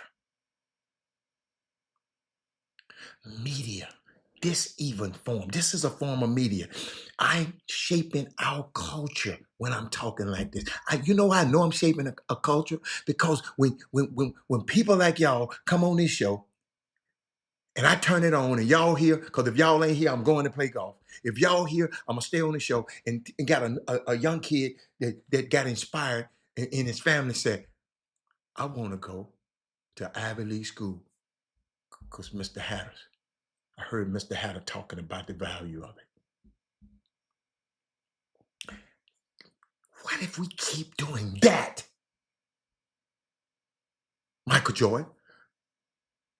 What if that keep happening?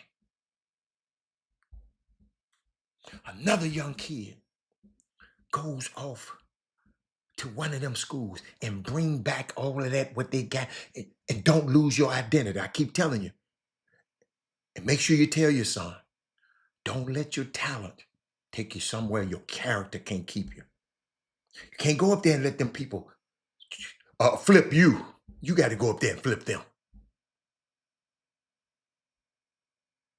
you go in and take out take out some, extract what they, and learn their principles. Learn so we can learn, so we can get us a smart kid like they did that said, look, I'm at the Heritage Foundation, and guess what? I'm Dr. Kevin Roberts, and guess what I'm gonna go study? I'm gonna go study. I'm gonna get me a PhD in African American resistance. The man who wrote the Project 2025, his PhD is in African American resistance. It studied, and he concentrated on the Haitian Revolution and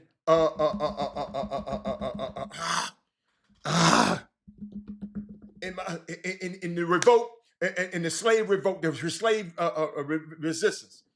Can't think of it, my guy's name. I'm gonna think of it in a minute. But that's what his PhD is. That's the dude that wrote the Project 2025.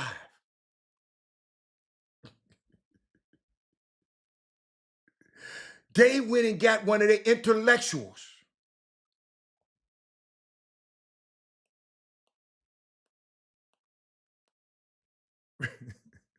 They went and got one of the intellectuals. Hold up. John Bro. No. Project. Hold up. What's the man name? Because you know I like to get shit done, right?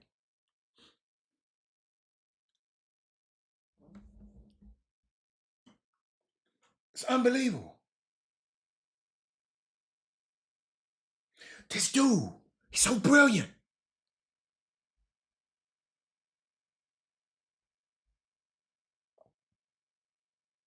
I'm concerned.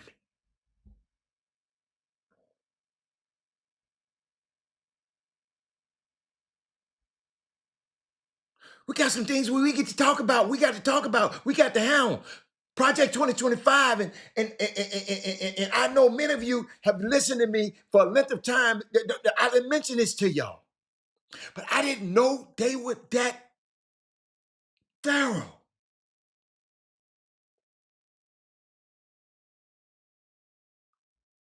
Yo, what time is it? It's horrific, it's shocking, but it's complete and thorough.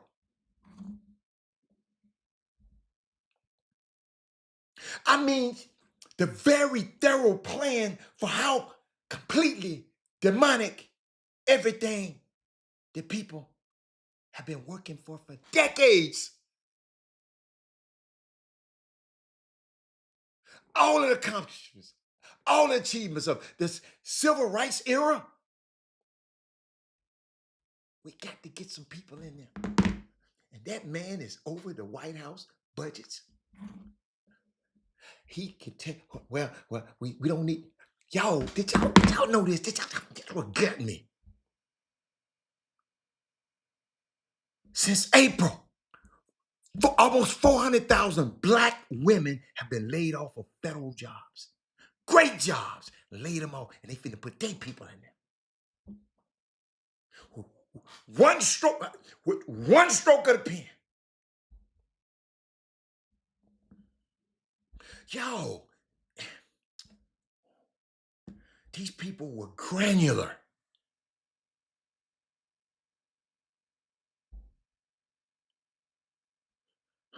They said, I want to focus back on integration.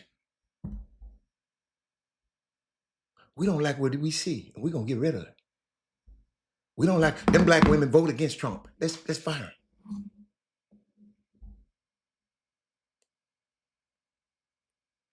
Dude, they got to do. Y'all don't, I remember when I was talking about Kevin Roberts, his name. Kevin Roberts, PhD.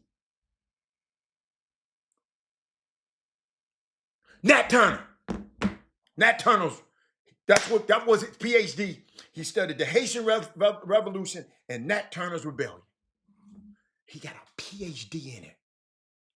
This the dude that wrote the 2025 Project 2025 and how enslaved Africans resisted.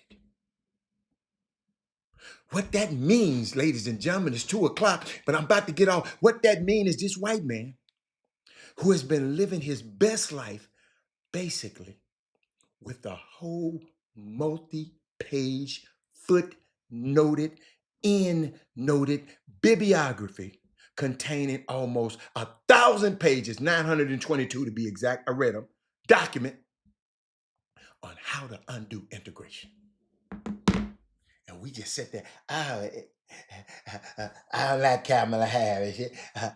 She locked black people up. I don't like her. She got a white husband. I don't like her.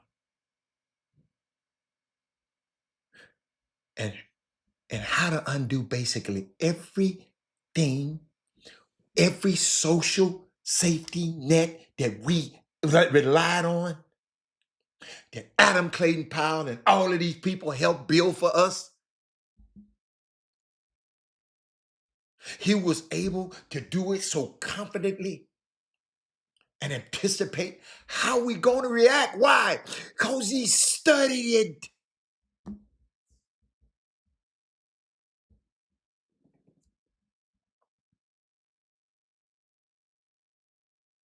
Because he's an expert in what it looks like.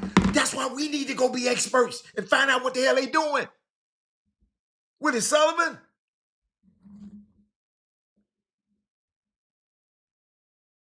He's an expert in what it looks like when enslaved Africans resist.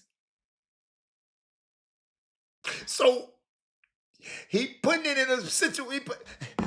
Y'all to hear what I say. Soon, April. Took office in January 20, 1920. In April, they laid off almost 400,000 black women.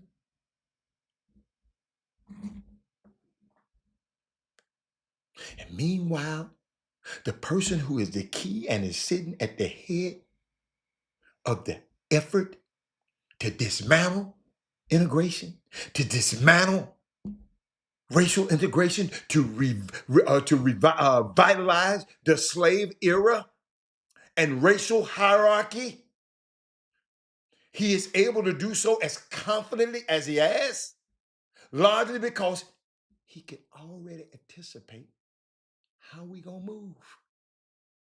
Yeah, they're gonna talk about it on Robert's show, but they're gonna get off here. They ain't gonna even talk about it. They're gonna wait on the next show. And when you think about it,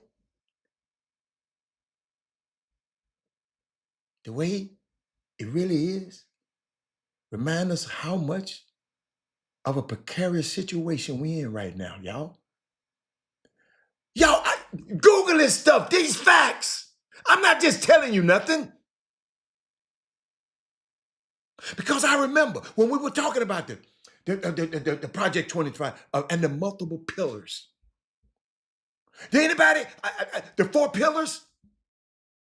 The first one is which, of course, is the 922-page plan itself. It's the first pillar. I read some of this on this show. And we talked about it in a variety of ways. We had a shortened version. I gave you talking points. And that was pillar 1. Pillar 2 was the effort to secure as many conservative resumes and cover letters as they could and create an employment base so they can go take over them 400,000 jobs that they provided them black girls, black women. This was all in the thing all the time. Y'all right there. We could read it before the election. They didn't hide it. Willie Sullivan. They didn't hide it. I know people thought I was talking about it was the boogeyman. They created an employment database for the most ultra conservatives of conservatives. Listen, it was a MAGA LinkedIn, if you will. I'm sorry, LinkedIn, you're going to catch it straight today. And the database was designed to gather as many conservatives as possible. It was just a dumping ground of their resumes. I told y'all about that. It was also a survey. When you give your resume, they give you a survey. They give you some questions so that the people who were interested in they want you to be interested in the revalidation of the racial hierarchy of the slave era, which is ultimately what Project 2025 seeks to do. Go read it. They did not want you like conservatives. Well, I don't believe in that. They want the ones that think it got to go back to where I was master and you wasn't. I was master and you were slave. Them the guys, the people they wanted. They didn't want your grandfather's version of the Republican Party. No, they didn't hide it. That man said they hid it in plain sight. No, not respectfully. They didn't hide it. It wasn't even in a book. It was on a document. And we do read documents. I don't never want to hear that lie from the pit of hell. Because everybody in my family read. Mr. Brown, I don't know about yours. We readers. I don't never, I'm going to put it up on the screen. I don't never want another black person to say that again in their damn life. Ever again. Because it's a lie. We read it. I read it for you and told you on this show, and you still didn't do nothing about it.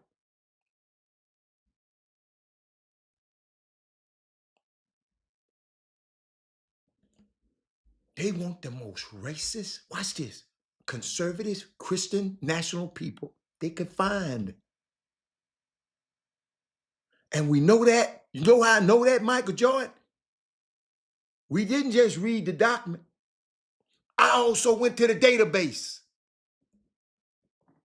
and went through some of the questions. And I talked about them on the show. And we explored them very thoroughly. Some of y'all please got to tell me, well, Robert, I didn't really believe it's going to be this bad.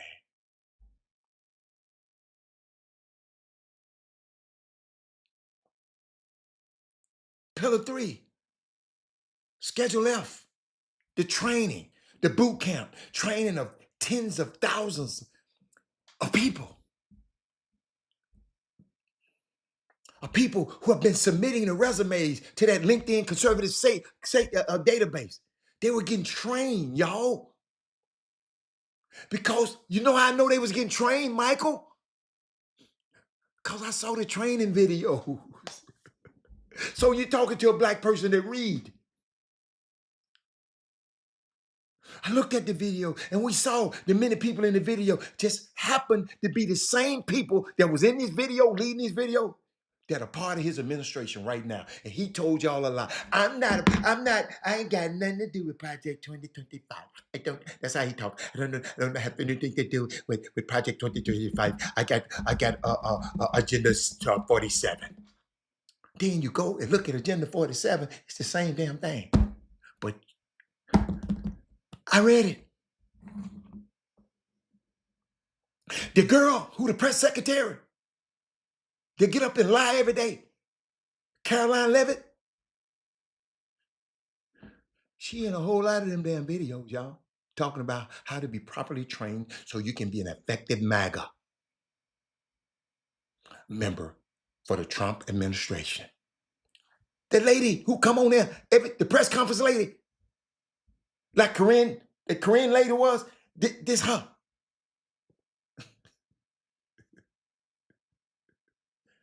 Then they had a course of what we are seeing now. Man, I just wish this one of us was smart enough, Dr. Kevin Robb, I hope when we go off to these schools, we studying something that can change the course of history like that man did. Yo, I ain't mad at him. I'm trying to figure out how they did it because we need to do it. But I got to get out of here, man. It's 11 minutes over. But y'all hit a touch point on me today. I didn't mean I had so much stuff else to tell y'all about sports, but y'all hit something because I just hope we need to find some people that's smart, not out here doing the talking, but in there doing the planning. What do we want from the federal government? What do we want, Willie Sullivan? I see y'all why y'all don't want to share this show. Y'all don't want y'all folks to know y'all thinking like, what Willie Sullivan? All I'm asking, what do you want? Who have we got studying like they were studying Nat Turner in the Haitian rebellion? Who do we have studying?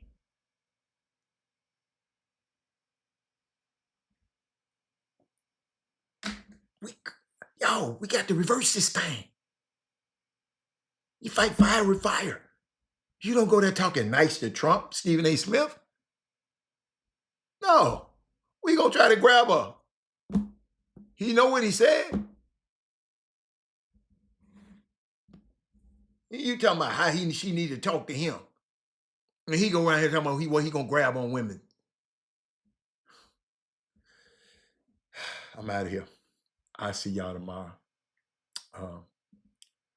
Yeah, I gotta go. I gotta go. Bye.